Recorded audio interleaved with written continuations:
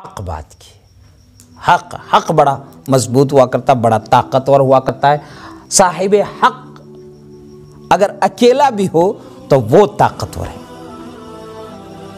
اور اہل باطل اگر لاکھوں کی تعداد میں ہے تب بھی کمزور ہے. اہل باطل لاکھوں کروڑوں کی تعداد میں تب بھی وہ کمزور ہے. باطل کبھی طاقتور ہو ہی نہیں سکتا. اور حق، صاحب حق کا ایک ہی ہو، اکیلا ہو. محمد رسول اللہ صلی اللہ علیہ وسلم اکیلے ہی تھے شروع میں، پھر 2-3 ہوئے، ہے نا. اور سمجھنے والے یہی سمجھتے تھے، مکے کے لوگ یہی سمجھتے تھے کمزور ہے، 2-4 ہیں، ہم انہیں ختم کر ڈالیں گے، مٹا ڈالیں گے، ہے نا. مدینے چلے گئے تو پیچھا کرتے تھے کہ وہاں مٹا دیں گے، اب مٹا دیں گے، اب جا کر کے مٹا دیں گے، ختم کر ڈالیں گے، رون دیں گے، کچل دیں گے، یہ کر دیں گے، وہ کر دیں گے. سب کچھ کوشش یہی رہی تھی، ہے نا.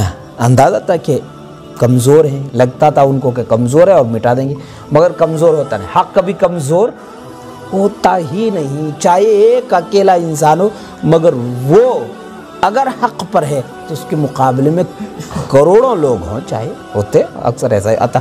اہل حق کم ہوتے ہیں، یہ بھی ہے کہ اہل حق کم بھی ہوتے ہیں، اور اہل باطل بہت ہوتے ہیں، بڑی تعداد میں ہوتے ہیں. مگر اس کا مطلب یہ نہیں ہے کہ باطل طاقتور ہے، نہیں. فی نفسی باطل طاقتور کبھی ہو ہی نہیں سکتا. فی نفسی حق ہی طاقتور ہوتا ہے نا.